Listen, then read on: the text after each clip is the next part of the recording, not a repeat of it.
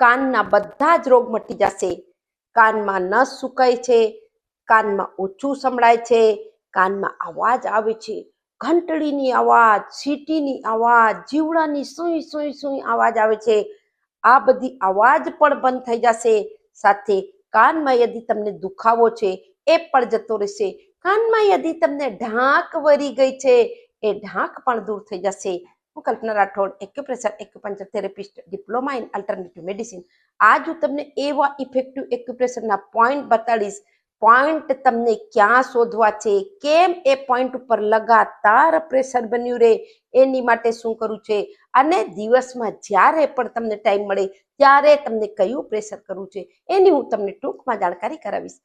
હવે આપણે પોઈન્ટ ક્યાં શોધવા, સૌથી પહેલા તો જે તમને બતાડી દઉં કે દિવસમાં જ્યારે પણ તમને ટાઈમ મળે આ કાનની સામે આ બંને સાઈડ એક ઉઠેલું ભાગ હોય છે, આંગળીથી બસ આમ હલકું હલકું હલકું હલકું પ્રેશર તમે દેતા રહેજો.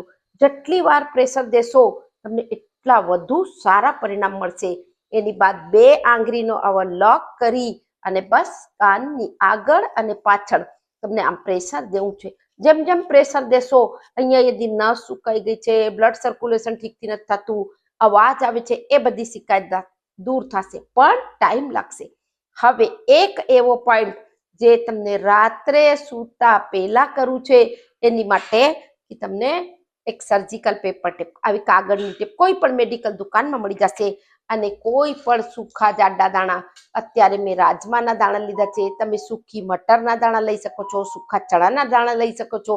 અને હવે આ એક દાણાને આમ ટેપ ઉપર તમે લગાવી લેજો અને કાનની જસ્ટ પાછળ અહીંયા થોડુંક એક ખાડા જેવું હોય છે એમાં આ પોઈન્ટને લગાવી લેજો. બંને કાનની પાછળ લગાવી અને બસ અને હલકું હલકું હલકું હલકું પ્રેશર દેતા જજો.